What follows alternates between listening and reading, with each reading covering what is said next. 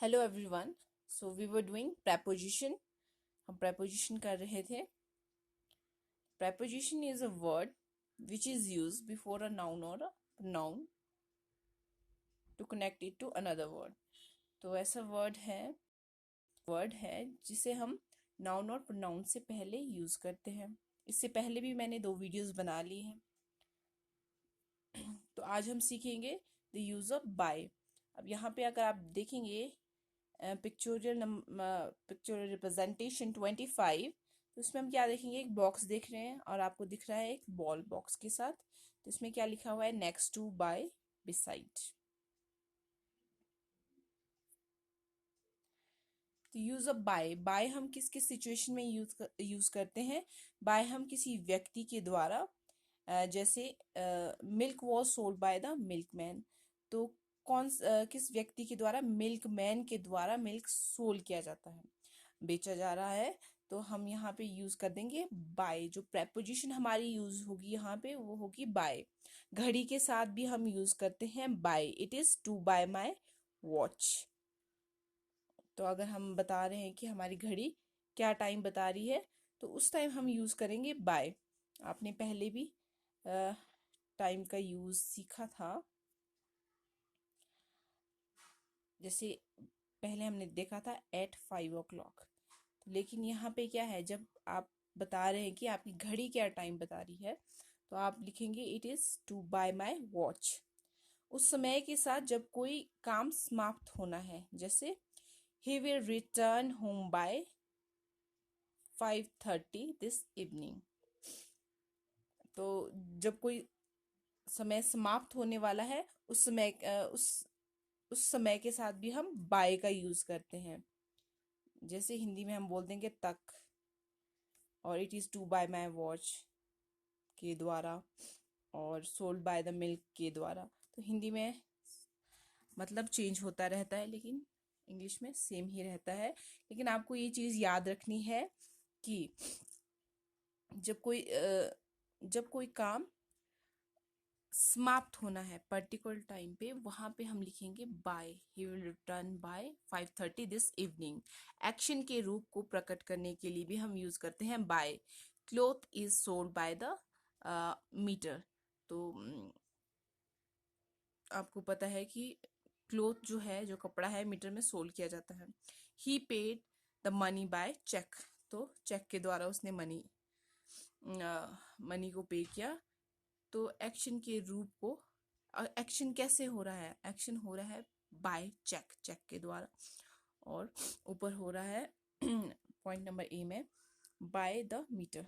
तो या फिर by train, by car, I am going, by bus, by car, by train, by land, by sea, by air, by God, है ना।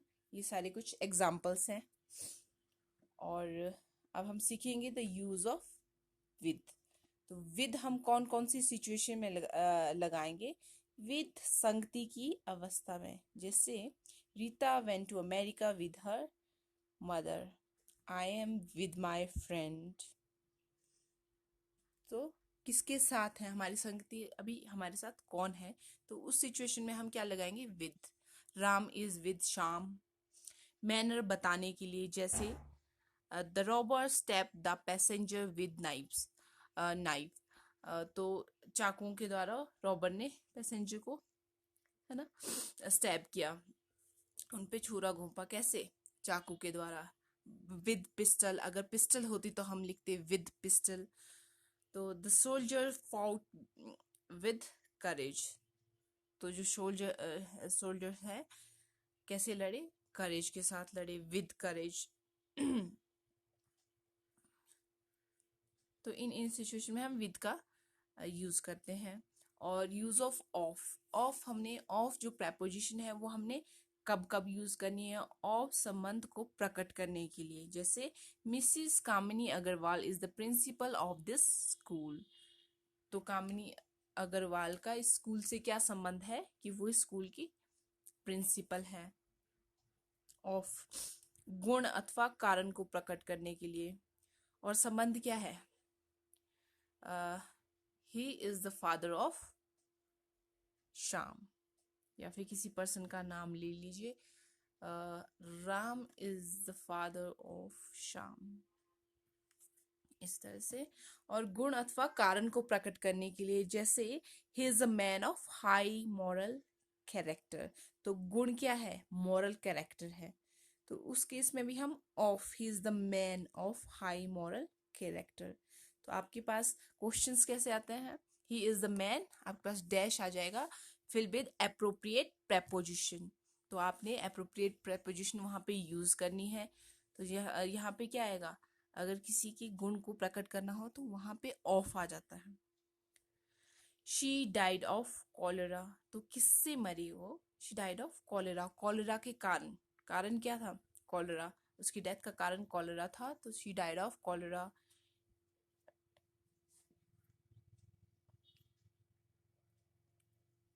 अब हम सीखेंगे use of of.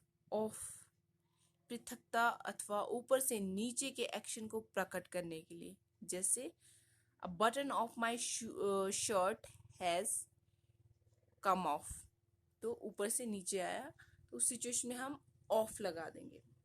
O F और ओ डबल एफ में बहुत फर्क है, you have to remember. He fell off the scooter, तो ऊपर से नीचे गिरा। Let's see pictorial representation. यहाँ पे क्या है, ऊपर से नीचे, यहाँ पे पॉइंट नंबर 21 में एक बॉक्स है फिर से, और बॉक्स के ऊपर से क्या गिर रहा है, बॉल गिर रहा है, ठीक है। तो यहाँ पे इसकी हेल्प से हम इजीली समझ सकते हैं कि कोई चीज ऊपर से नीचे गिर रही है। जब ऊपर से नीचे गिर रही होगी तो हम क्या लिखेंगे, ही फेल ऑफ द रूफ, तो ऊपर से कहाँ से, वो रूफ से नीचे गिर गया। My button the button of my shirt has come off, he fell off the scooter. तो इस तरह से हम ऑफ लिख सकते हैं जब ऊपर से कोई चीज नीचे गिर रही है। The Apple fell off the tree, तो पेड़ से, है ना, पेड़ ऊपर होता है और एप्पल भी ऊपर लगते हैं, तने में तो लगते नहीं है, तो ऊपर एप्पल होगा, apple fell off the tree. ऐसे ऐसे सेंटेंसेस आपको आएंगे, you have to fill it with appropriate preposition. और यूज ऑफ फ्रॉम, फ्रॉम हम किस किस सिचुएशन में लगाते हैं, फ्रॉम किसी स्थान के साथ, जैसे she came back from Chandigarh, she came back from Shimla. और इंडेफिनेट टेंस में समय के साथ, जैसे you should start this work from tomorrow, कल से आपको ये कार्य आरंभ करना चाहिए, तुम्हें ये कार्य आरंभ करना चाहिए। द पॉइंट ऑफ टाइम के साथ, जैसे ही plays from dawn to dusk, तो सुबह से शाम तक वो खेलता रहता है, तो पॉइंट ऑफ टाइम क्या है, सुबह से शाम। सोर्स को प्रकट करने के लिए, जैसे these lines are taken from the poem sympathy, तो सोर्स क्या है, पोएम का नाम है, कोई लाइन है ली हुई, उस पोएम से लेगी है, from. This line are taken from julius caesar, this lines are taken from merchant of venice. तो इस तरह से हम फ्रॉम का यूज करते हैं सोर्स को प्रकट करने के लिए, कहाँ से ये लाइन ली गई है। This is a quotation from Kalidasa, तो ये कोटेशन कहाँ से ली गई है, फ्रॉम कालिदास।